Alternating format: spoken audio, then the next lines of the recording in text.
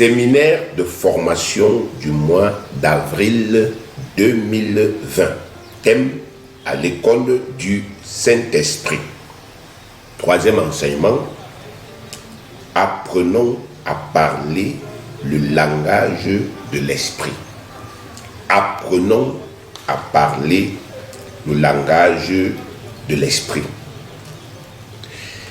L'enseignement précédent nous a appris qu'il est indispensable que nous bâtissions en nous la mentalité de l'esprit pour que sa puissance se libère totalement et aisément en nous.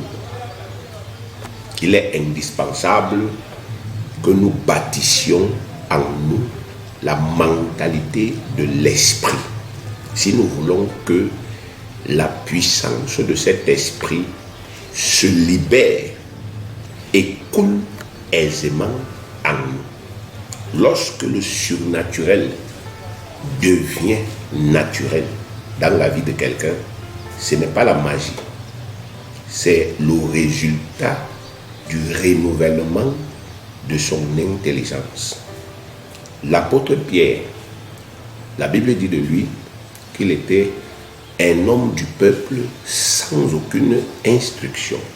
Donc, ce n'était pas quelqu'un qui avait beaucoup fréquenté. Mais, lorsqu'il a reçu l'esprit, il a fait quelque chose. Il a réformé ses pensées. Il a déraciné dans sa tête toutes les idées que son éducation lui avait données, toutes les idées que la religion lui avait données de lui. Il a complètement réformé sa perception de lui-même. Et il a commencé à se percevoir exactement comme un homme spirituel. C'est-à-dire un homme qui possède des potentialités surnaturelles.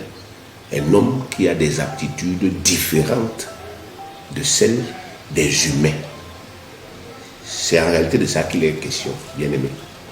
Vous savez, la Bible dit que l'esprit, c'est l'homme nouveau, ou bien l'homme spirituel. Nous sommes des êtres humains. Moi, je suis un être humain, et en tant qu'être humain, j'ai des aptitudes humaines. J'ai par exemple la force physique. C'est une de mes capacités que Dieu m'a donnée sur le plan humain.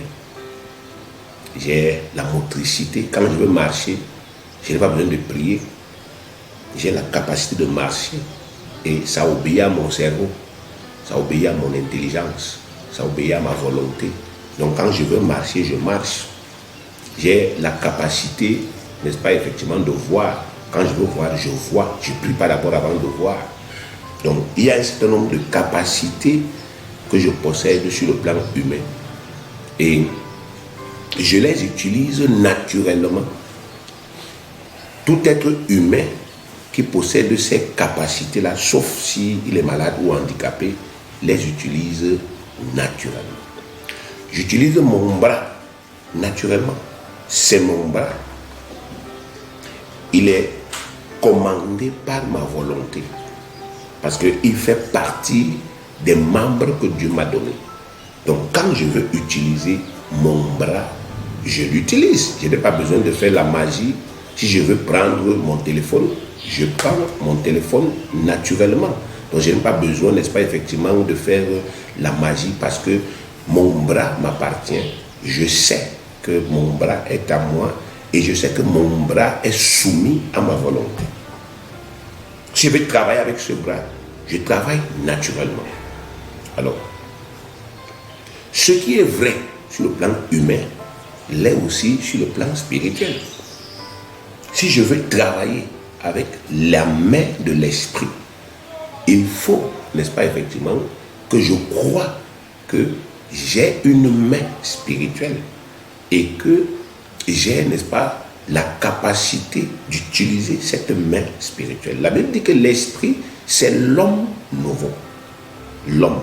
Vous connaissez ce que c'est qu'un homme? L'homme spirituel. l'esprit, c'est l'homme nouveau, donc l'homme spirituel en nous. Donc, en l'homme naturel, si, il y a un autre homme. Mais il n'est pas naturel, il est spirituel. Donc, surnaturel. Ce n'est pas la magie, bien-aimé. C'est ce que Dieu vous dit. En nous, dans notre nature humaine, dans notre corps, il y a un autre homme, il y a une autre entité, un homme spirituel. De la même manière qu'un homme naturel, il a des membres, il a des aptitudes. L'homme spirituel aussi a ses propres membres, il a ses propres aptitudes. Donc, c'est possible que cet homme spirituel s'exprime en nous, à travers notre nature humaine. C'est possible qu'il s'exprime. C'est possible qu'il parle. C'est possible qu'il marche. C'est possible qu'il voit. C'est possible qu'il entende. C'est possible qu'il agisse. Mais la condition, c'est le renouvellement de notre intelligence. L'homme spirituel ne fonctionne pas avec le même carburant que l'homme naturel. Il ne fonctionne pas avec les mêmes principes que l'homme naturel. Ça, c'est ce qu'il faut comprendre. Le principe de fonctionnement de l'homme spirituel, c'est la parole de Dieu. La clé qui active le spirituel, c'est la parole de Dieu. Le spirituel ne marche que selon la parole de Dieu. C'est pourquoi le Seigneur nous a dit dans l'enseignement précédent, vous avez l'esprit en vous, puisque vous êtes né de moi. Mais ce qui vous manque, c'est ça, son système de pensée, c'est-à-dire sa mentalité. Vous n'avez pas la mentalité de cet esprit. Vous n'avez pas son système de croyance, son système intellectuel. Vous n'avez pas ça. Vous n'avez pas son intelligence. Vous n'avez pas son système de pensée. Vous le portez, mais vous voulez le faire marcher avec votre intellect à vous. Et ça bloque. Parce que votre intelligence n'est absolument rien par rapport à la sienne. Votre capacité n'est absolument rien par rapport à la sienne. Votre sagesse humaine n'est absolument rien par rapport à la sienne. Donc c'est pour cela qu'il ne marche pas. Ce n'est pas parce que, effectivement, vous n'êtes pas vraiment né de nouveau, mais c'est parce que vous voulez faire fonctionner l'esprit qui est en vous avec le système de pensée des hommes. Et l'esprit ne peut pas. L'esprit est surhumain. Donc, vous devez comprendre ce principe aujourd'hui et vous devez, n'est-ce pas, effectivement, entrer dans cette école et réformer vos pensées. Commencer, n'est-ce pas, effectivement, à penser comme l'esprit pense. J'ai pris l'exemple de Moïse en face de la mer. Humainement, bien aimé, si vous vous retrouvez devant la mer, pourchassé par vos ennemis, et vous n'avez ni bateau, ni barque, ni je ne sais pas quoi, vous êtes mort. Donc, c'est tout à fait normal que vous soyez transi de peur. Mais vous avez vu que Moïse, il n'a même pas scié. Il ne s'est même pas inquiété. Incroyable, mais vrai. Ce n'est pas une fable. Vous êtes des chrétiens, vous savez que la Bible est la parole de Dieu et que tout ce qui est à l'intérieur, c'est la vérité. Tous ces récits se sont vraiment produits. Même si nos détracteurs n'y croient pas, on s'en fout. Ils sont libres de ne pas y croire. Mais ça ne change rien au fait que c'est vrai. Moïse, bien-aimé, a étendu sa main sur la mer. Et la mer s'est ouverte. Ce n'est pas la main physique là qui était étendue. Mais il a fallu que Moïse opère en tant qu'un homme. Donc il prend son bras, il fait comme ça, en croyant que à travers ce bras humain, un bras spirituel va s'étendre. Et le bras spirituel là, ça peut, n'est-ce pas, effectivement, ouvrir la mer. Vous voyez, bien aimé. Et qu'est-ce qui s'est passé? Un vent. L'esprit est comme le vent. Un vent, subitement, instantanément, a commencé à souffler. Et ça a ouvert la mer. Ça l'a asséché. Et Moïse et le peuple sont passés à pied sec. Vous voyez, bien aimé. Aujourd'hui, c'est important que vous compreniez n'est-ce pas, que l'esprit ne fonctionne pas selon les canaux des humains. Aussi longtemps que vous êtes porteur de cet esprit, mais que vous gardez votre même mentalité humaine, vous allez vivre des cauchemars. Vous allez voir la maladie entrer dans votre maison, toucher à votre enfant. On vous dit allez à l'hôpital, vous irez à l'hôpital, l'hôpital va vous dire je ne peux rien. Ici là ça me dépasse. Et vous allez vivre avec un enfant qui est malade. Vous allez vivre avec une femme qui est malade. Et vous allez vous consoler en vous disant non, c'est la croix que le Seigneur. Foutaise. Ce n'est pas ça notre croix. Vous ne pouvez pas prendre cette Bible-ci et me montrer à l'intérieur un de nos prédécesseurs qui a servi le Seigneur, vous dire qu'il a vécu dans sa maison la maladie.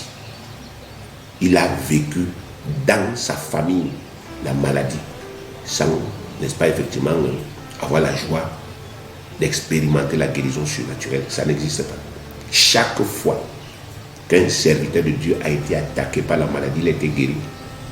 Chaque fois qu'un membre de la famille d'un serviteur de Dieu, que ce soit lui-même, que ce soit sa femme, que ce soit ses enfants, ont été attaqués, ils ont toujours été guéris. Moi, je suis un serviteur de Dieu. Si je me mets à vous dire les choses qui me sont déjà arrivées, qui sont arrivées à ma femme, qui sont arrivées à mes enfants, vous ne pouvez pas y croire. Mais comme je ne me prêche pas moi-même, je prêche Christ. Je vous dis que chaque fois que l'ennemi a tendu sa main dans ma vie, dans la vie de mon épouse, dans la vie de mes enfants, à travers la maladie, bien aimé, nous avons toujours eu gain de cause, quelle que soit la nature de cette maladie, quelle que soit sa forme, grâce à l'esprit. Donc, de telles choses qu'on a vécues, on ne peut pas les garder pour soi-même. On doit les partager. L'esprit est une réalité. Il est en vous, vous êtes né de nouveau. Et puis, vous n'avez pas de compte à rendre aux gens, c'est votre vie. C'est votre vie, ce n'est pas la vie d'une religion, ce n'est pas la vie d'une église. C'est votre vie. Vous savez, les gens qui sont devenus des héros ne sont pas devenus des héros parce qu'ils s'étaient donnés pour mission de devenir des héros. Ils luttaient pour leur vie. Ils luttaient. La femme qui était atteinte d'une perte de sang depuis 12 ans, vous croyez qu'elle voulait devenir un témoignage dans la Bible? Elle voulait sortir de cette misère et de cet esclavage. Et elle a cru. Et la Bible dit qu'elle a d'abord raisonné spirituellement avant d'être guérie. La Bible dit qu'elle disait en elle-même, si je touche l'habit de Jésus, j'ai guéri. Elle disait en elle-même, si je touche l'habit de Jésus, j'ai guéri. Voilà ce qui était en elle. Ce n'était pas, n'est-ce pas, effectivement, des lamentations, des pleurs, des murmures et je ne sais pas quoi. Bien aimé, nous luttons contre un adversaire qui n'a pas pitié, qui est mauvais, qui est méchant, qui tue. Et nous devons, n'est-ce pas, effectivement, mettre de notre côté toutes les armes du Seigneur. Donc, entamer cette réforme. Cette réforme, c'est la clé. Le renouvellement de l'intelligence, c'est la clé au pouvoir. À partir du moment où ma mentalité est en harmonie avec l'esprit qui est en moi, bien aimé, cet esprit ne rencontre plus aucune difficulté à se manifester. Et c'est là que les miracles commencent. Donc aujourd'hui, nous allons poursuivre notre pérégrination, n'est-ce pas, effectivement, dans la parole de Dieu, puisque vous êtes déjà pleinement convaincu que vous avez cet esprit, vous avez compris que la clé pour libérer sa puissance, c'est le renouvellement de votre intelligence. Nous allons donc continuer avec notre troisième enseignement qui est apprenons à parler le langage de l'esprit. Apprenons à parler. C'est l'école. Et c'est un apprentissage agréable, merveilleux. Quand un enfant de Dieu, qui est pleinement conscient qu'il porte en lui le même esprit que le Christ Jésus, renouvelle son intelligence, c'est-à-dire réforme ses pensées. La Bible dit qu'il revêt le Christ dans son cœur. Ce qu'il fait là, l'activité là, la Bible déclare qu'il bâtit le Christ, bien il revêt le Christ dans son cœur. il est indispensable que vous fassiez la différence entre Christ en vous, qui est la nouvelle naissance, et vous en Christ, la conversion qui découle du renouvellement de l'intelligence. Donc quand nous pratiquons Romains chapitre 10 au verset 9 qui déclare: si tu confesses de ta bouche le Seigneur Jésus, et si tu crois dans ton cœur que Dieu l'a ressuscité des morts, tu seras sauvé. Quand un pécheur qui a entendu l'évangile pratique Romains 19, il naît de nouveau, c'est-à-dire Christ vient en lui par le Saint-Esprit. Et quand ce pécheur qui a déjà reçu Christ en lui commence à réformer ses pensées, à renouveler son intelligence, alors on dit qu'il entame sa conversion, sa transformation. Il commence à bâtir les pensées de Christ en lui, le système de croyance de Christ en lui. Alors, l'esprit de Christ qui est en lui et sa mentalité ne feront qu'un. Parce que, bien aimé, l'esprit est une entité qui a besoin, n'est-ce pas, effectivement, que notre mentalité soit en accord avec son système de pensée pour se manifester. Donc, lorsque nous entamons donc cette conversion, voilà le résultat auquel nous aboutissons. Nous devenons un avec l'esprit sur le plan mental, et la force et la puissance de l'esprit, bien-aimé, commence donc à se libérer. Donc, sans ce renouvellement de l'intelligence, la force, là, bien qu'elle soit réelle, elle ne peut pas bouger.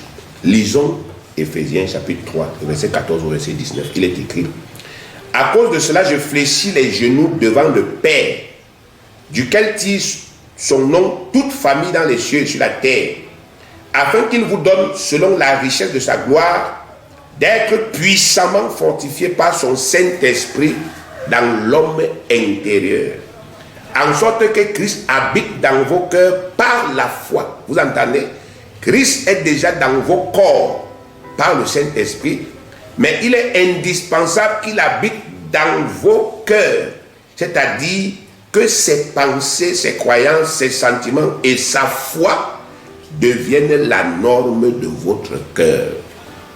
L'esprit, c'est Christ, mais il faut aussi que sur le plan de votre mental, le plan psychologique, le plan de la pensée, il faut aussi que Christ habite là-bas. Comment?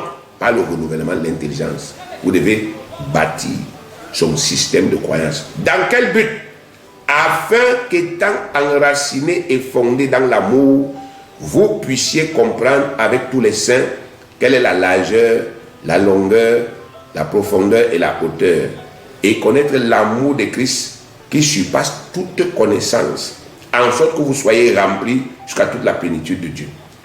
Bien aimé, comme vous pouvez le noter par vous-même, si vous n'arrivez pas à réformer vos pensées et à bâtir Christ en vous, vous ne pourrez jamais connaître l'amour de Dieu, ni même l'expérimenter, et encore moins connaître la grandeur de ce que Dieu a fait de vous.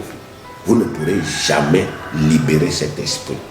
Quand l'esprit qui est en nous, l'homme nouveau, commence à vivre dans nos cœurs par la foi, il nous inspire logiquement des pensées et des paroles propres à lui et non propres à la chair.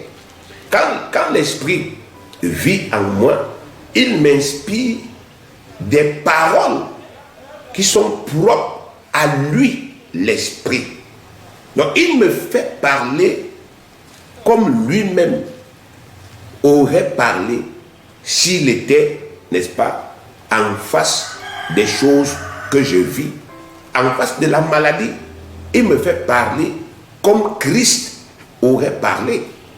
en face de l'adversité, il me fait penser et parler comme Christ aurait parlé s'il était en face de cette adversité.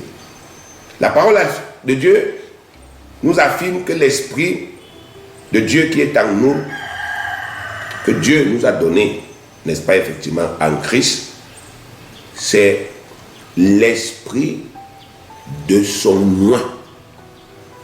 Donc, l'Esprit que nous avons là, la parole de Dieu affirme que c'est l'Esprit du Fils de Dieu. C'est l'Esprit du Christ de Dieu. Romains 8, verset 9. Pour vous, vous ne vivez pas selon la chair, mais selon l'Esprit. Si du moins l'Esprit habite en vous. Si quelqu'un n'a pas l'Esprit de Christ, il ne lui appartient pas. Ouais, c'est l'Esprit de Christ. L'Esprit là, Dieu l'a créé pour son Christ. C'est pour ça que si quelqu'un possède cet esprit, alors il possède les aptitudes du Christ de Dieu. Le Christ est d'abord le Fils unique qui a été mandaté par le Père pour sauver l'humanité. Le Christ est en même temps celui que Dieu a oint comme roi, prophète, grand prêtre et serviteur fidèle du Créateur des cieux et de la terre. Donc, quand quelqu'un possède l'esprit de Christ et quand il parvient à laisser cet esprit vivre en lui, cet esprit ne peut que lui inspirer de se voir comme le Christ lui-même se voit et de parler de lui comme le Christ lui-même parlerait de lui. Donc quand vous avez cet esprit ne peut pas vous inspirer de vous voir autrement comme Christ se voit, puisque c'est l'esprit de Christ. Il ne peut pas vous permettre de vous voir autrement. Si vous avez cet esprit en vous, ce que cet esprit fait, c'est qu'il vous porte à vous voir exactement comme Christ se voit lui-même.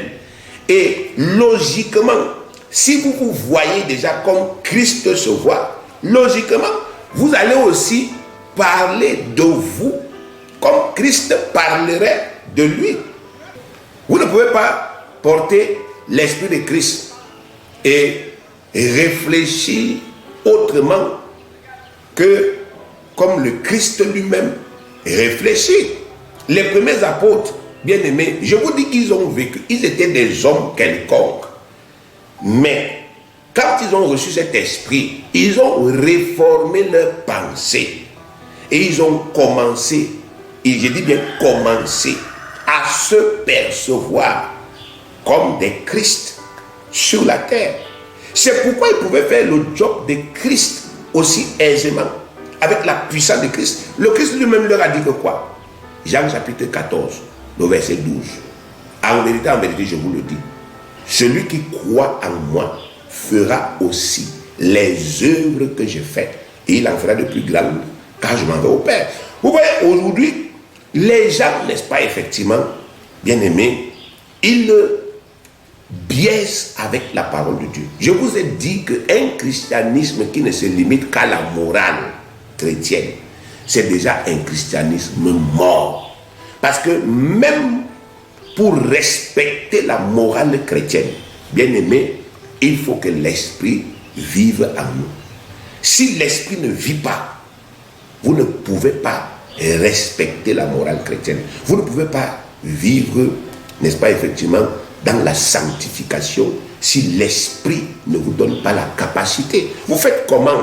Est-ce que vous avez déjà lu Romains chapitre 7, parlant de l'homme qui n'a pas cet esprit? Romains dit que j'ai la volonté de faire ce qui est bien, mais je n'en ai pas le pouvoir.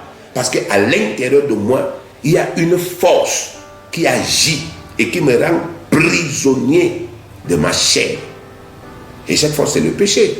Comment vous faites pour sortir de la fornication, pour sortir, n'est-ce pas, effectivement, de l'immoralité, pour sortir de la boue dans laquelle vous avez vécu, sans, n'est-ce pas, effectivement, l'intervention de cet esprit? Comment vous faites pour, n'est-ce pas, effectivement, aimer votre prochain comme vous-même, si cet esprit n'agit pas en vous? Bien aimé, comment vous faites? Vous pouvez Vous voyez, n'est-ce pas, effectivement, donner le change, faire semblant d'être bon, bien aimé. Mais ce n'est pas quand tout va bien, n'est-ce pas, effectivement, qu'on peut vous juger. C'est quand il y aura des problèmes, c'est quand il y aura des difficultés qu'on saura que vous êtes bon ou pas. Donc, ce n'est pas quand les choses coulent d'elles-mêmes qu'on peut savoir que tel est un chrétien. Non, c'est dans l'adversité qu'on voit, n'est-ce pas, ce que quelqu'un manifeste. Parce que quand il y a l'adversité, on ne biaise pas. Quand votre vie est menacée, quand votre dignité, quand votre honneur, n'est-ce pas, effectivement, sont entachés. C'est là où on voit si vous avez déjà été transformé ou si, n'est-ce pas, effectivement, vous n'avez pas encore été transformé. Vous voyez, bien aimé. Donc, même pour pratiquer les principes de la morale chrétienne, on a besoin de cet esprit. C'est cet esprit qui nous rend capables. C'est lui qui nous rend saints. Donc, s'il n'est pas là, on ne peut pas. Donc, le christianisme, aujourd'hui, là, le christianisme qui de plus en plus prend de l'ampleur, c'est un piège. Ce christianisme qui se limite qu'à la morale, qui se limite, n'est-ce pas, effectivement, qu'à enseigner aux gens des principes de morale, des principes de bienséance. C'est très bien. Mais, bien aimé, l'apôtre Paul il a dit, je le répète, il a dit, l'évangile ne consiste pas seulement en parole, mais en une démonstration de la puissance du Saint-Esprit. Donc, faisons profil bas, bien-aimés, faisons profil bas et apprenons réellement, mettons-nous à l'école du Saint-Esprit et nous allons commencer à avoir des résultats. C'est une promesse de Dieu. Vous savez, Dieu ne recule jamais devant ses engagements. Dieu ne recule jamais. Je suis persuadé à 7000%. Moi, je ne vis plus ma vie chrétienne parce que je voudrais plaire aux gens. Je sais que les gens me considèrent même comme un orgueil, mais je ne le suis pas. J'ai simplement compris que Dieu est vrai dans tout ce qu'il dit et que mon devoir, c'est de capitaliser tout ce que Dieu m'a donné. Et pour ce faire, je n'ai pas à permettre à qui que ce soit, sous quelque prétexte que ce soit, de m'en empêcher. Si Jésus va me juger un jour, il ne va pas me juger sur la base, n'est-ce pas, effectivement, des principes des hommes que j'ai pratiqués. Il va me juger sur la base des missions qu'il m'a données. Il va me poser des questions, n'est-ce pas, effectivement, sur l'utilisation de la puissance qu'il m'a donnée. Parce que quand Jésus était sur la terre, partout où Jésus allait, les gens étaient contents. Parce que Jésus-Christ, il nous a montré la voie. Son ministère était centré sur l'homme. Et pour pouvoir rendre les services qu'il a rendus aux hommes, il a fallu qu'il marche par l'esprit qu'il avait et non pas par sa chair. Donc il a fallu qu'il obéisse à son Père et qu'il libère toute la puissance qui était en lui. Dans son ministère, il a rencontré des morts, mais il fallait les ramener. Il a rencontré des paralytiques. Comment vous pouvez être heureux quand vous êtes paralysé?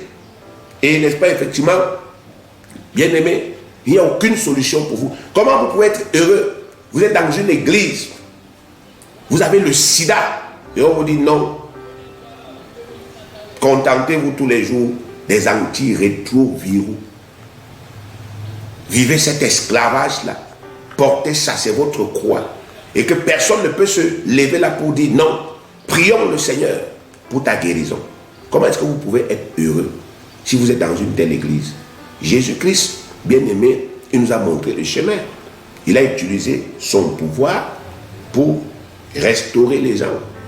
Est-ce que vous pouvez imaginer la joie qu'un homme qui a été malade depuis 38 ans, qui a été captif de la maladie, peut éprouver le jour où il est restauré? Est-ce que vous pouvez imaginer, n'est-ce pas, effectivement, la joie de cet homme, la reconnaissance de cet homme? Vous ne pouvez pas, bien aimé. C'est pour cela que nous devons revenir à la sagesse de Dieu. Il faut rentrer dans la sagesse de Dieu. L'Esprit nous a été donné d'abord pour notre propre bien-être, pour notre propre délivrance, pour notre propre affranchissement, et en plus pour que nous puissions apporter cette dispensation dans les vies des gens. Le christianisme ne consiste pas à dire aux gens repentez-vous, repentez-vous, bien aimé. En manifestant l'amour de Dieu aux gens, ils se repentent plus facilement. Lorsque vous avez pris la peine d'aider les gens à sortir de l'emprise de la sorcellerie, de l'emprise de la possession diabolique, de la puissance des maladies, ces gens sont reconnaissants à Jésus et ils s'attachent naturellement. Donc, c'est pour cela qu'aujourd'hui, une église qui ne travaille pas dans ce domaine, bien aimé, c'est une église morte, même si elle s'appelle l'église réveillée. Elle n'a de réveil que le nom. Les chrétiens là-bas sont morts. Donc, bien aimé, ce message c'est pour réveiller votre conscience. Parce que la vie ne s'écrit pas sur le brouillon. C'est votre temps qui passe. Aujourd'hui, vous pouvez changer, mais ça dépend de vous. Vous pouvez réformer vos pensées. Donc, quand quelqu'un porte en lui l'esprit de Christ, et quand il réforme ses pensées, il harmonise ses pensées avec les pensées de cet esprit, l'esprit et lui deviennent un. Et avec sa volonté, il peut commencer à déployer cet esprit aussi aisément que les apôtres le faisaient. Il peut aisément dire à quelqu'un, je t'impose les mains et je te guéris. Et, n'est-ce pas, effectivement, le miracle se produit. Je l'ai expérimenté. J'avais été appelé il y a quelques années auprès d'un musulman à Fumban qui était paralysé depuis 2 années. On m'a appelé de toute urgence à son chevet. Je suis entré chez lui.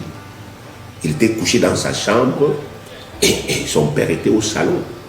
Et j'ai dit à son père, je suis venu vous prêcher le Christ ressuscité et glorifié, le Fils de Dieu, celui seul qui a le pouvoir de vous guérir. Et son père m'a dit, on ne parle pas de Jésus chez moi. Et je lui ai dit, s'il n'y a pas Jésus, il n'y a pas guérison. Et le malade m'a dit, pasteur, si mon père refuse Jésus dans son salon, entre avec ce Jésus dans ma chambre.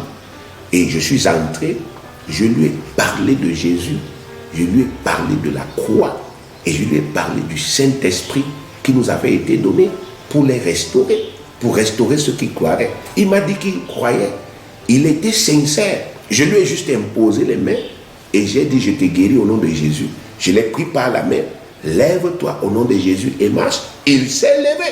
Qu'est-ce qui était compliqué là? Absolument rien. Pourquoi? Mais parce que dès le jour où on m'a appris ces choses, j'ai fait comme un enfant. J'y ai cru. Je n'ai pas passé mon temps à discuter, à contester. J'y ai cru. C'est tout. J'y ai cru. Un point, un trait. Et Dieu a fait le reste. Et je partage cela avec vous parce que il est temps que vous aussi, vous puissiez, n'est-ce pas, effectivement, cesser de vous lamenter sur la vie, de vous plaindre, ainsi de suite, de vivre tous les jours dans la peine, dans la tristesse, à cause des maux qui minent vos vies. Il est temps que vous appreniez à faire recours à cet esprit. Pas à chanter Saint-Esprit descend dans les églises, non. Il est en vous. Il est temps que vous appreniez à utiliser cet esprit comme vous utilisez vos potentialités humaines, vos capacités humaines, parce qu'il fait partie de votre être. Vous êtes tridimensionnel. 1 Thessaloniciens 5, 23. 3 parties. Tout chrétien a 3 parties. L'esprit, l'âme et le corps. Prenez conscience de cela. Bien que le Christ ait vécu dans une famille modeste, bien qu'il n'ait pas été considéré à sa juste valeur par les siens, bien qu'il ait vécu pauvre, que ce soit financièrement ou matériellement, bien qu'il ait été méprisé, humilié et discrédité par les chefs religieux de son époque, le Christ s'est toujours vu exactement comme son père le voyait, à savoir son fils bien-aimé en qui il avait mis toute sa confiance. Et logiquement, il a toujours parlé de lui comme tel. Malgré l'environnement dans lequel il vivait là, un environnement là où il ne voyait et n'entendait que le contraire de ce qu'il était, il a toujours su faire fi de ça. Il a toujours su transcender ce que le diable essaie de lui renvoyer à travers l'environnement dans lequel il vivait. Il a toujours su faire fi de ça, bien-aimé. Toujours. Vous n'allez jamais voir le Christ qui est démoralisé parce que les pharisiens lui ont dit qu'il est possédé. Vous n'allez jamais voir le Christ qui est affligé parce qu'il y a tel ou tel qui a dit « Je ne crois pas que tu es le Messie ». Bref, vous n'allez jamais voir les choses, n'est-ce pas, effectivement, qui étaient le quotidien, de son quotidien chaque jour, les choses qui émanaient de la société, même de sa propre famille. Vous n'allez jamais voir ça l'affecter. Ses propres frères ne croyaient pas en lui et il le critiquait tout le temps. Même sa propre mère lui a dit à un moment « Tu es devenu un cinglé ». Mais vous n'allez jamais voir ces choses affecter sa mentalité. Jamais voir ces choses affecter sa pensée. La seule chose qui l'affectait, c'était la parole de son père. Ce que son père lui a dit et ce que son père lui avait donné. Il a fait des efforts pour ne pas laisser l'ennemi pénétrer dans sa pensée. Ce que les gens ne font plus aujourd'hui. Les gens laissent libre cours à Satan. Satan peut entrer dans leur tête avec n'importe quelles idées, n'importe quelle croyance. Et ils acceptent ça. Et ils sont timorés. Ils sont, n'est-ce pas, démoralisés. Ils sont découragés. Ils n'ont pas de joie. Et ils pensent que c'est parce que Dieu ne les aime pas. Alors que Dieu a déjà fait son job depuis longtemps. Lisons. Jean 8, verset 28. Jésus donc leur dit, quand vous aurez élevé le Fils de l'homme, c'est-à-dire quand vous m'aurez crucifié, alors vous connaîtrez ce que je suis et que je ne fais rien de moi-même, mais que je parle selon ce que le Père m'a enseigné. Vous entendez ça? Je ne fais rien de moi-même. Je parle de moi selon ce que le Père m'a enseigné. Bien aimé, vous là, fils et filles de Dieu, comment parlez-vous de vous? Que dites-vous de vous? Que dites-vous que vous êtes? Vous voyez, bien aimé, voilà un homme spirituel. Il vous dit, je ne parle pas le langage comment enseigner dans le judaïsme. Je ne parle pas le langage comment enseigner, n'est-ce pas, effectivement, dans ma propre famille. Je parle le langage que m'a enseigné mon père spirituel. Je parle comme lui-même parlerait s'il était en face de ce problème et de cette situation. Je parle les paroles de mon père. Et vous avez vu, lorsqu'il a été tenté, bien aimé, lorsqu'il a été tenté, Satan est arrivé, il a fait son petit malin et tout et tout. Jésus lui a dit, il est écrit, pas bien garé, dégage. Et Satan a dégagé. On ne peut pas résister à la parole de Dieu. La parole de Dieu, bien-aimé, ça porte en elle-même l'essence de Dieu, la force et la puissance de Dieu. Il n'y a rien qui puisse, même la mer, même la montagne, si c'est nécessaire que le mont Cameroun là, si c'est nécessaire que ça se déracine pour que le peuple de Dieu avance, ça va se déraciner seulement sur la parole, parce que c'est la même parole là qui a donné existence à tout ce que vous voyez. Donc vous vous laissez effrayer par l'ampleur et l'apparence des choses, au lieu, n'est-ce pas, de vous laisser étonner par la grandeur de Dieu et de son esprit. C'est ça votre problème. En scrutant minutieusement les évangiles qui relatent fidèlement la vie terrestre du Christ, nous découvrons qu'il ne parlait jamais de lui selon la chair, mais qu'il référait toujours à lui comme étant ce que Dieu lui avait dit qu'il était, à savoir le Messie de Dieu pour les hommes. Quand il s'est rendu à Nazareth, la ville où il avait été élevé et où tout le monde le connaissait comme le fils adoptif de Joseph le charpentier, il n'a pas eu peur d'affirmer publiquement qu'il était loin de Dieu, annoncé par le prophète Isaïe. Il n'a pas eu peur. Il savait qu'il est né là devant eux. Ils l'ont vu naître, ils l'ont vu grandir. Mais quand il est entré dans leur synagogue, il ne leur a pas dit, je suis Jésus, votre fils qui est né là, foutaise. Voici ce qu'il a dit. Luc 4, 18. L'Esprit du Seigneur est sur moi, parce qu'il m'a oint. Il dit, je suis loin du Seigneur. Son esprit est sur moi. L'homme dont Esaïe parlait là, c'est moi, votre sauveur. C'est qu'il a affirmé. Même comme ils ont failli le tuer le jour là, ça n'a rien changé. Et je voulais vous dire, vous qui avez une pleine communion avec les membres de vos familles qui n'ont pas encore cru en Jésus là. C'est parce que vous n'affirmez jamais ce que vous êtes. À partir du moment où vous allez commencer à leur dire « Je suis fils de Dieu, je suis prophète, je suis prophétesse », ça va tout gâter. Parce que, bien aimé, dans leur cœur, ils vous considèrent comme, n'est-ce pas, effectivement, des hommes et des femmes quelconques. Mais si vous voyez que jusqu'à présent, ils vous acceptent, c'est parce que, bien aimé, vous ne leur dites jamais la vérité. À partir du moment où vous allez leur dire la vérité, ils vont s'irriter contre vous. Ils vont commencer à vous critiquer. Ils vont vous rejeter exactement comme ils ont rejeté Jésus. Exactement, n'est-ce pas, comme ils ont rejeté les apôtres. Parce que, quand ils vous regardent, ils ne vous voient que sous le prisme, bien aimé, ils ne vous voient que sous le prisme de la famille, sous le prisme, n'est-ce pas, de la familiarité. Ils ne voient en vous rien de Dieu, alors que vous possédez en vous ce que Jésus a dit là, le Saint-Esprit. En face des pharisiens qui s'opposaient farouchement à lui et qui faisaient tout pour le discréditer aux yeux du peuple, il a déclaré être le pain de vie, c'est-à-dire celui dont la vie devrait nourrir spirituellement tous les hommes affamés et assoiffés de salut de Dieu. Il a dit, c'est moi le pain de vie, le pain qui vous apporte la vie. C'est ma vie-ci qui va vous donner la vie éternelle. Il a dit, Jean 6, 35, Jésus leur dit, je suis le pain de vie. Celui qui vient à moi n'aura jamais faim. Et celui qui croit en moi n'aura jamais soif. Je suis. Il a dit cela. Parce que c'est ce qu'il était.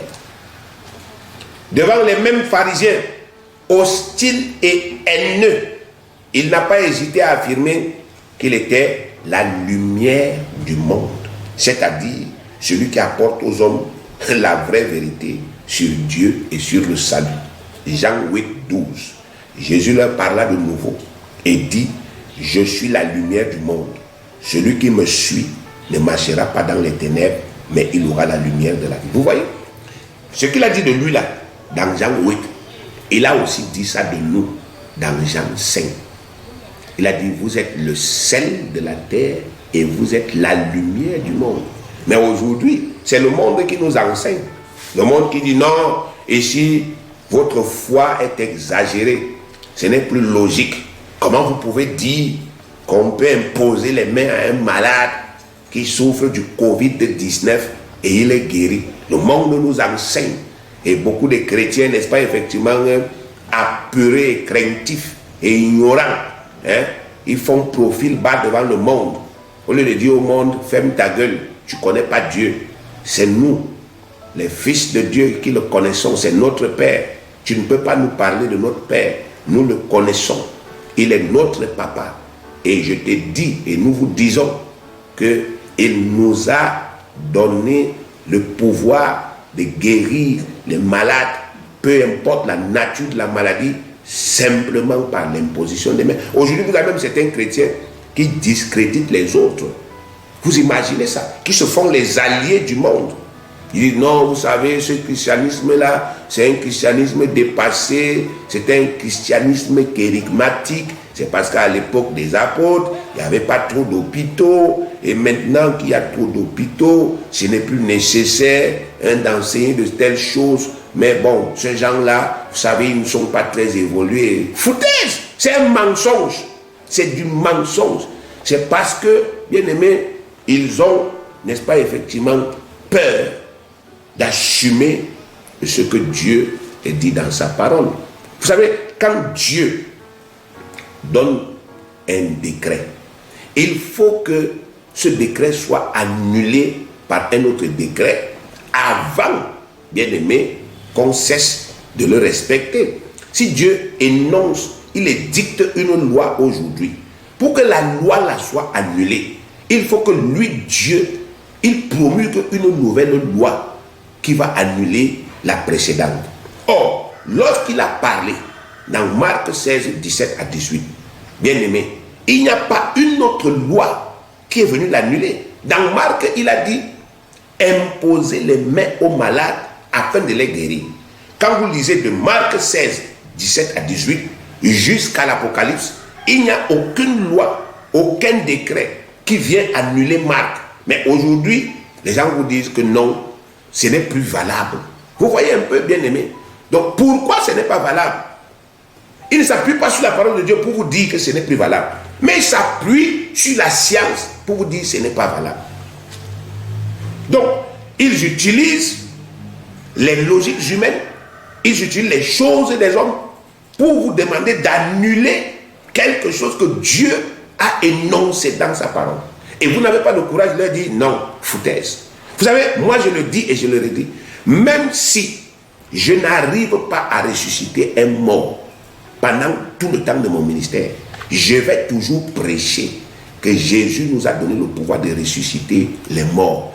Peut-être après moi, peut-être en écoutant mon enseignement, quelqu'un va croire plus que moi en cette puissance et il va opérer. J'aurais contribué. Au lieu de raconter aux gens, non, ce n'est plus possible parce que moi, je suis incapable de le faire, je commence à dire aux gens, ce n'est plus possible. Et je maintiens, n'est-ce pas, des gens qui comptent sur moi, des gens qui me respectent, qui me considèrent comme un père, comme un pasteur. Je les maintiens, n'est-ce pas, effectivement, dans une prison avec un enseignement erroné. Ça, c'est la méchanceté, bien aimé. Je les ferme des portes, je les empêche, n'est-ce pas, effectivement, de faire ce qu'il faut faire pour accéder à cette puissance. Il y a autour de moi des gens, n'est-ce pas, qui peuvent m'aider et aider ma communauté, mais je ne fais absolument rien. L'humilité a disparu, bien aimé. Vous savez, il y a un homme que j'aime dans l'espace, effectivement, la Bible, c'est Apollos, un très grand homme de Dieu, mais qui avait une connaissance limitée. Et vous allez vous rendre compte que dans Actes des Apôtres, au chapitre 18, il y a des simples chrétiens. Aquilas et Priscille, qui après l'avoir entendu, l'ont appelé, lui ont dit, Apollos, viens, assieds-toi. On dit, il lui exposait plus exactement la voix du Seigneur. Et qu'est-ce qu'Apollos a fait? Apollos a accueilli cet enrichissement avec joie. Il n'est pas resté en disant, oh moi aussi, vous savez, moi je suis apôtre, moi je suis... Non, non, non, il a écouté. Et il a augmenté son savoir. Et la Bible dit que quand il est parti à Corinthe pour rendre le ministère, il a rendu un ministère plus éclatant. Vous voyez? Mais ça manque aujourd'hui. Nous avons prié pour, n'est-ce pas, effectivement, des gens qui sont des responsables d'église, qui ont des difficultés dans leur communauté. Ils viennent nous rencontrer avec des personnes qui sont malades, des personnes qui sont possédées. Et avec la grâce de Dieu, nous n'est-ce pas, effectivement, nous les assistons. Et ils voient comment est-ce que les personnes guérissent. Ils voient comment les personnes sont délivrées. Mais au lieu d'apprendre pour pouvoir, n'est-ce pas, effectivement, s'occuper de leur bergerie, ils laissent tomber. Vous voyez? Ça veut dire quelque part, bien aimé, que aujourd'hui, il y a parmi nous beaucoup d'hommes et beaucoup de femmes, bien qu'ils soient des appelés de Dieu, des serviteurs de Dieu, commettent un grave péché parce qu'ils maintiennent le peuple de Dieu dans les ténèbres. Ils empêchent le peuple de Dieu. Vous savez, vous êtes des pasteurs. Hein? Vos ouailles vous respectent. Mais ce respect-là ne doit pas vous pousser à les maintenir dans les ténèbres. Vous devez avoir, n'est-ce pas, l'honnêteté de dire, hein, à vos brebis, écoutez, dans le domaine du Saint-Esprit, je ne connais pas beaucoup, mais tu peux écouter tel pasteur parce qu'il enseigne à l'intérieur, il enseigne exactement dans ce domaine. Les choses qu'il enseigne dans ce domaine sont exactes et ça peut nous aider. Donc tu peux écouter et par la grâce de Dieu, tu peux développer, n'est-ce pas, effectivement, cette connaissance et aider toute ta communauté. Voilà ce que devrait être, bien aimé, la logique ou bien le comportement de tout un chacun. Au lieu de continuer à laisser les enfants de Dieu mariner, hein, parce qu'on a peur, hein, on a peur qu'on dise que dans tel domaine ou tel domaine, on ne connaît pas. Vous savez que nous étions tous des ignorants. Aujourd'hui, Dieu nous a instruits. Soyons heureux. La Bible dit que nous devons examiner toutes choses et prendre ce qui est bien. Apprenons. Parce que nous sommes en mission. Le Christ va venir. Il ne va pas enlever des religions. Il va enlever des fils et des filles de Dieu pour les amener devant leur Père. Mais quand nous allons nous retrouver tous devant le Père, qu'est-ce qui va se passer, bien-aimés? Qu'est-ce qui va se passer? Il est important que vous preniez conscience de cela. Au lieu de continuer, bien-aimés, à fermer la porte aux gens, parce que ces gens vous respectent, parce qu'ils vous considèrent comme leur pasteur, ils vous obéissent. vous devez commencer plutôt à faire tout ce qui est en votre pouvoir pour les nourrir convenablement, pour leur donner l'enseignement approprié qui va leur permettre d'avancer. Donc, le Christ n'a jamais parlé de lui, bien-aimé, selon la chair. Le Christ avait une vie familiale avant de commencer son ministère. Le Christ avait une expérience, n'est-ce pas, effectivement personnelle. Mais vous allez voir que ces choses-là n'ont jamais réjailli dans l'exercice de ses fonctions. Jamais. J'ai dit jamais. Ça n'a jamais affecté son mental. Ce qui sortait de sa bouche, c'était ce que Dieu lui avait dit qu'il était et ce que Dieu lui avait dit de dire de lui. Il ne parlait jamais de lui selon la chair. En face de n'importe quelle situation, il parlait toujours un langage spirituel. Il a affirmé qu'en tant que le Fils de Dieu, lui seul pouvait réellement affranchir tous les pécheurs et leur redonner la liberté voulue par Dieu. Jean 8, 36. Si donc le Fils vous affranchit, vous serez réellement libre. Il a clamé haut et fort à plusieurs reprises qu'il était le seul chemin, la seule porte d'accès auprès du Père. Jean 19. Je suis la porte. Si quelqu'un entre par moi, il sera sauvé. Il entrera, il sortira, il trouvera des pâturages. Jean chapitre 14, verset 6. Jésus lui dit, je suis le chemin, la vérité et la vie. Nul ne vient au Père que par moi. Après sa résurrection, il a affirmé à ses disciples qu'il avait reçu les pleins pouvoirs pour régner dans les cieux et sur la terre. Matthieu 28, verset 18. Jésus s'étant approché leur parlant ainsi, tout pouvoir m'a été donné dans le ciel et sur la terre. Bien aimé. Vous voyez, il existe une pléthore de références que nous pouvons citer pour démontrer que le Christ ne parlait jamais de lui autrement que comme Dieu lui avait enseigné à parler de lui. Par conséquent, tous ceux qui ont en eux cet esprit et qui ont entamé la réforme mentale doivent logiquement faire de même. Quand quelqu'un a déjà entamé cette réforme de sa mentalité, cette réforme de ses pensées et de ses croyances concernant sa propre perception de lui-même, son langage doit changer. Il doit commencer à parler le langage spirituel. Il doit commencer à parler le langage de l'esprit. L'esprit, bien-aimé, c'est Christ en nous. Et il a sa propre mentalité. Il a sa propre mentalité qui est propre à lui, l'esprit, à sa puissance, à sa force et, n'est-ce pas, effectivement, à ses desseins. Il a été créé pour quelque chose. Donc, il ne peut pas penser autrement que comme Dieu a prescrit qu'il doit penser. L'esprit ne dit jamais, je suis maudit, jamais. Il dit toujours, je suis béni de toutes sortes de bénédictions. Même quand un homme spirituel est dans, n'est-ce pas, effectivement, dans l'épreuve, la détresse, il ne dit jamais je suis maudit, jamais. Il dit toujours je suis béni de toutes sortes de bénédictions spirituelles. Éphésiens 1, verset 3. L'esprit ne dit jamais je suis faible, jamais. Il dit toujours je puis tout par celui qui me fortifie.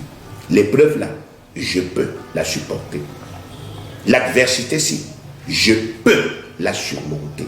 Philippiens 4, verset 13.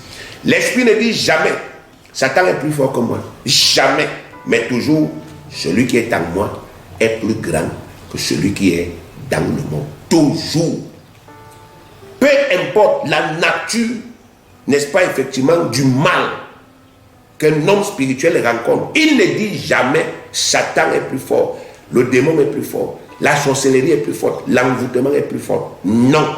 Il dit toujours je puis tout par celui qui me fortifie. Ou encore il dit, il confesse la réalité, la vérité. Celui qui est en moi est plus grand que celui qui est dans le monde. L'esprit ne dit jamais j'ai peur des sorciers, des marabouts, mais toujours j'ai le pouvoir de marcher sur les serpents, sur les scorpions et sur toute la puissance de l'ennemi et rien ne pourra vous nuire. Luc 10, 19. L'esprit ne dit pas j'ai peur comme lance le sort. J'ai peur que les sorciers, n'est-ce pas, m'attaquent. J'ai peur des envoûtements. Il dit j'ai le pouvoir de marcher sur les serpents et sur les scorpions, ainsi que sur toute la puissance de l'ennemi, et rien ne pourra me nuire. L'Esprit ne dit jamais, je suis condamné à cause de mes péchés. Jamais, jamais. Parce qu'il sait. Mais toujours, il n'y a plus aucune condamnation pour tous ceux qui sont en Christ. Romains chapitre 8, le verset 1. L'Esprit ne dit jamais, je ne suis rien dans la vie, mais toujours, non seulement, je suis enfant de Dieu, mais aussi, je suis héritier de Dieu. Je suis héritier légitime de Dieu et co-héritier du Christ. Romains 8, verset 17. L'Esprit ne dit jamais, je ne peux rien apporter à ce monde. Je suis zéro. Je n'ai rien à donner aux gens parce que je n'ai pas de diplôme, parce que je n'ai pas de richesse, parce que je n'ai pas je ne suis pas d'une bonne famille ou je ne sais pas quoi. L'Esprit dit toujours, je suis le sel de la terre. Je suis la lumière de ce monde grâce à la révélation de la parole de Dieu qui m'a été donnée. Matthieu chapitre 5, le verset 14. L'Esprit ne dit jamais, je suis un pauvre type, mais toujours, il dit, malgré la précarité, malgré les difficultés que je peux rencontrer, je suis déjà enrichi à tous égards par la pauvreté que le Christ a vécue pour moi. 2 Corinthiens chapitre 8, le verset 9. L'Esprit ne dit jamais, je suis malade, ou bien je crains telle maladie, parce qu'elle est grave. Il dit toujours, par les meurtrissures de Christ, je suis guéri. Ou bien encore, Marc 16, 18, j'ai le pouvoir en moi de guérir toute maladie simplement par l'imposition de mes mains. L'Esprit ne dit jamais, j'ai peur des démons, mais toujours, toute arme forgée contre moi est sans effet. L'Esprit ne dit jamais, je ne sais pas prier, mais il dit toujours, j'ai la capacité de prier selon l'inspiration de Dieu lui-même. Donc je peux prier des prières qui me sont inspirées de Dieu lui-même en des langues que je ne comprends pas. Romains 8, verset 26. L'Esprit ne dit jamais, je ne sais pas prêcher, mais toujours la parole de Dieu est implantée en moi et sort avec exactitude et puissance chaque fois que c'est nécessaire. 2 Corinthiens chapitre 5 verset 19 à 20. L'Esprit ne dit jamais, je suis un pauvre pécheur, mais toujours, je suis devenu une nouvelle création forte et puissante en Jésus-Christ. 2 Corinthiens 5 verset 17. Voilà le langage de l'Esprit. J'ai essayé, n'est-ce pas, effectivement, de sélectionner dans la parole, bien aimé, des références qui vous montrent comment un homme spirituel doit parler. Il parle un langage propre à l'esprit. Et vous connaissez vous-même la puissance qui se trouve dans la parole. La mort et la vie sont au pouvoir de la langue. La Bible dit qu'au commencement était la parole.